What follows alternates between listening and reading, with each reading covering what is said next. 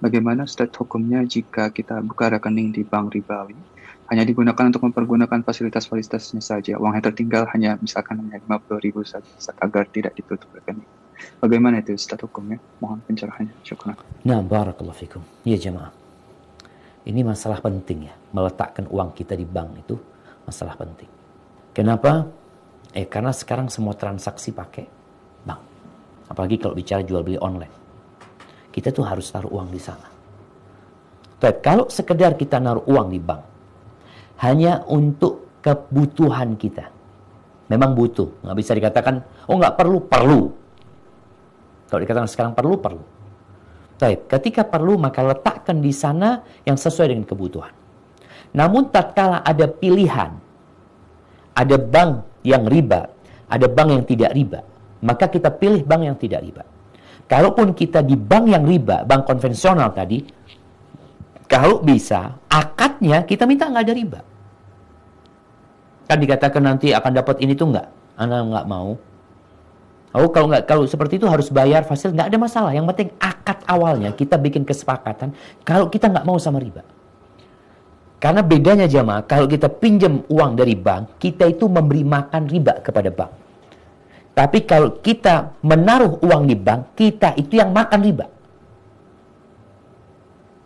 Kenapa? Karena kita yang meminjamkan uang ke bank yang memberikan bunga kepada kita.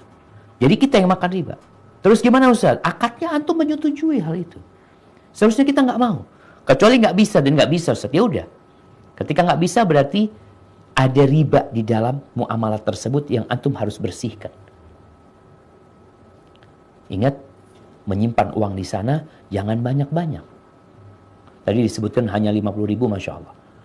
Ada orang yang letakkan uang di sana 1 miliar, 2 miliar, 10 miliar. Dia mengatakan, Ustadz, ana sama sekali Ustadz tidak ada niat untuk membungakan uang ana.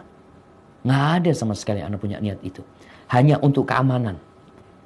Tahukah engkau bahwa dengan engkau meletakkan uang 10 miliar di sana, engkau itu jadi member priority. Karena engkau telah memberikan fasilitas kepada bank. Uangmu itu jadi modal bank untuk dipinjamkan kemana-mana. Jadi riba mereka itu akan semakin bergerak cepat karena uang kita. Maka antum harus tahu, antum ini sedang meminjamkan uang. Orang menabung di bank itu namanya menabung, tapi sebenarnya bukan menabung, kita dipinjam uang kita sama bank. Makanya orang itu berhak untuk memakai uang kita. Dipakai ini, pakai itu. Maka kalau engkau punya uang yang dibekukan, yang tidak dipakai, lebih baik engkau investasikan untuk beli tanah, beli ini, beli itu. Atau engkau beli berangkas besi, taruh di sana. Engkau belikan emas, taruh di sana. Kalau kembali kepada pertanyaan tadi, ketika dia memang perlu, dan dia taruh uang di sana secukupnya memang, yang memang digunakan ya untuk transfer, untuk beli barang ya. Bukan beku. Karena bank itu tahu. Bank itu tahu dengan semua rekening yang ada. Rekening fulan, oh uangnya ini nggak tetap.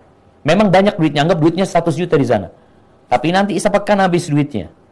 Tahu-tahu baru balik lagi. Seperti itu dia. Itu bank nggak akan pinjam uang itu. Karena takut uang ini dipakai. Tapi dia tahu ada uang-uang yang memang tidak digunakan. Sehingga kadang-kala bank itu menawarkan sesuatu yang lebih nyaman buat nasabah. Di mana kalau di deposit. Deposit itu nggak boleh diambil sampai waktu tertentu. Maka hendaklah akadmu yang jelas dan kita bertakwa kepada Allah Subhanahu wa taala. Artinya Allah tahu dengan niat kita kenapa kita taruh uang di sana. Hadza wallahu a'lam bissawab.